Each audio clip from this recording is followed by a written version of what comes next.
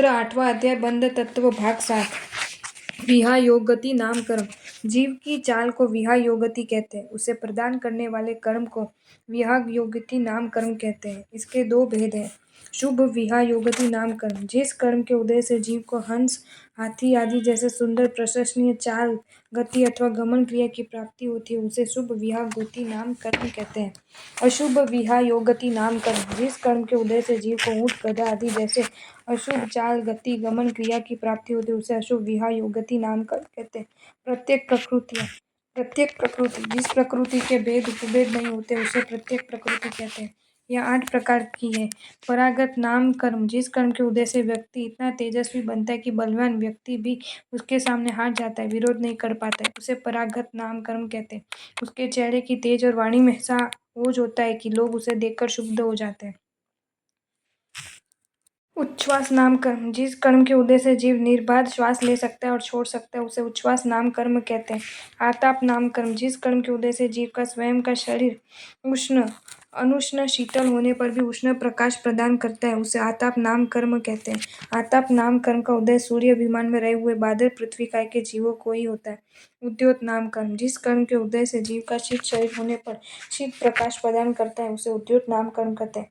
ऐसा शरीर चंद्रादि ज्योतिषी विमानों में रहे हुए पृथ्वी काय के जीवों को देवता के उत्तर वैक्रिय शरीर के समय तथा लब्धिधारी मुनि जब वैक्रिय शरीर धारण करते और जुगनू का होता है।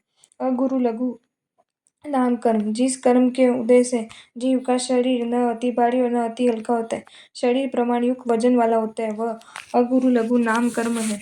तीर्थंकर नाम कर्म। जिस कर्म के उदय से जीव जगत पूज्य तीर्थंकर बनता है, चतुर्वीर संघ की स्थापना करता है, उसे तीर्थंकर नाम कर्म कहते हैं।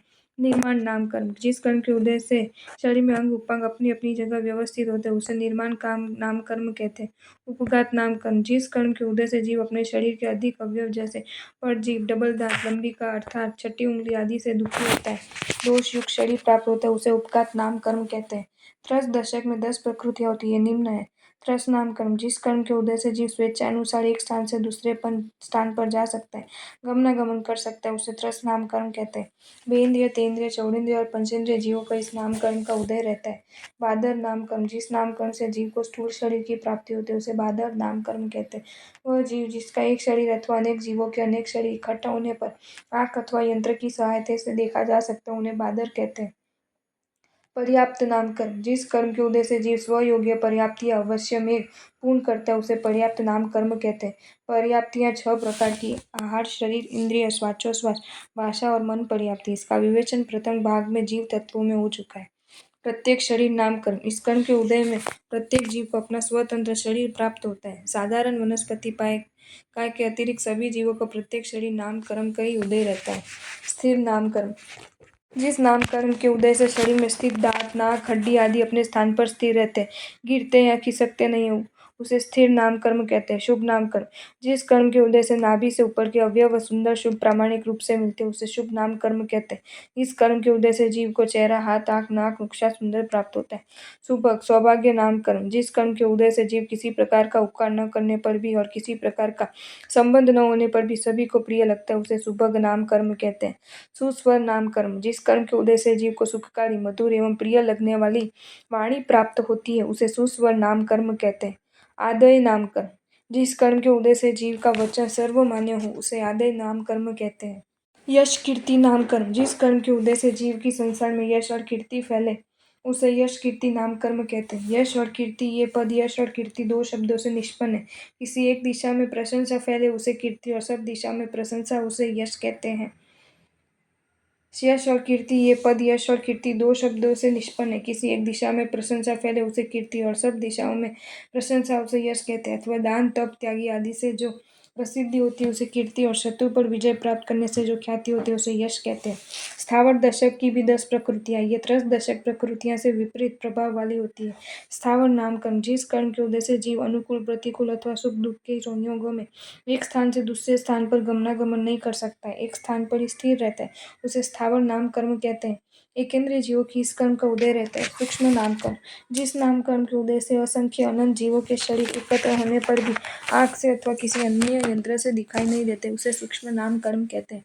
अपर्याप्त नामकर्म, जिस कर्म के उदय से जीव स्वयोग्य पर्याप्ति पूर्ण न करे, उसे अपर्याप्त नामकर्म कहते हैं। साधारण नामकर्म, जिस कर्म के उद्देश्य से अनंत जीवों को एक शरीर की प्राप्ति होती है, अनंत जीव एक ही काया में रहते हैं, उसे साधारण नामकर्म कहते हैं। इस साधारण शरीरधारी अनंत जीवों के जीवन, मरण, आहार, श्वासोच्छ्वास आदि परस्पर आश्रित होते हैं, इसलिए वे साधारण कहलाते हैं। अर्थात साधारण जीवों के आहार आदि कार्य सदृश और समान काल में होते हैं। अस्थिर नामकर्म, जिस कर्म के उदय से कान, आँख, नाक, जीभ आदि अस्थिर अर्थात चपल होते हैं, उसे अस्थिर नामकर्म कहते हैं। अशुभ नामकर्म, जिस कर्म के उदय से नाभि के नीचे के अशुभ अवयव की प्राप्ति होती है, उसे अशुभ नाम कर्म कहते हैं। पैर से स्पर्श होने पर अप्रसन्नता होती है, वही अशुभत्व का लक्षण है। दुर्भग या दौर्भाग्य नाम कर्म, जिस कर्म के उदय से जीव उपकार करने पर भी सभी को अप्रिय लगता है, अपमान को प्राप्त करता है, उसे दुर्भग या दौर्भाग्य नाम कर्म कहते हैं। दुस्वर नाम कर्म, जिस कर्म के उदय से जीव को अप्रिय कर्कश स्वर की प्राप्ति होती है, उसे दुस्वर नाम कर्म कहते हैं। अनोदय नाम कर्म, जिस कर्म के उदय से हितकारी, सही एवं उचित बात कहने पर भी लोग अमान्य करते हैं, ठुकरा देते, उसे अनोदय नाम कर्म कहते हैं। अयश कीर्ति नाम कर्म, जिस कर्म के उदय से जीव को निंदा, कीर्ति और यश मिलते हैं, उसे अयश कीर्ति नाम कर्म कहते हैं। गोत्र कर्ण की उत्तर प्रकृतियाँ। उच्च नीच उच्च गोत्र और नीच गोत्र, ये दो गोत्र कर्म के भेद है। प्रस्तुत सूत्र में गोत्र कर्म के दो भेद बताए। उच्च गोत्र और नीच गोत्र। उच्च गोत्र, जिस कर्म के उदय से आत्मा उच्च, प्रशस्त एवं श्रेष्ठ कुल में जन्म लेती है, उसे उच्च गोत्र कर्म कहते हैं। अर्थात जिस कुल में धर्म, न्याय, नीति, सत्य आदि का आचरण किया, दुखी पीड़ित की रक्षा करके तदनुसार कीर्ति और प्रतिष्ठा प्राप्त की, वह उच्च गोत्र है, जैसे इक्ष्वाकु वंश, हरिवंश आदि। नीच गोत्र, जिस कर्म के उदय से आत्मा नीच, अप्रशस्त एवं निम्न कुल में जन्म लेती है, उसे नीच गोत्र कहते हैं। अनीति, अधर्म और पापाचरण करके जिस कुल ने बदनामी, अपकीर्ति एवं कुसंस्कारिता प्राप्त की, वह नीचे कुल है, जैसे कसाई, चोर, वेश्या आदि निम्न माने गए हैं। आपको ये वीडियो अच्छा लगा हो तो इसे लाइक करें और शेयर करें, और ऐसे ही नए नए वीडियोज़ देखने के लिए सब्सक्राइब करें हमारी channel Jain facts and stories को।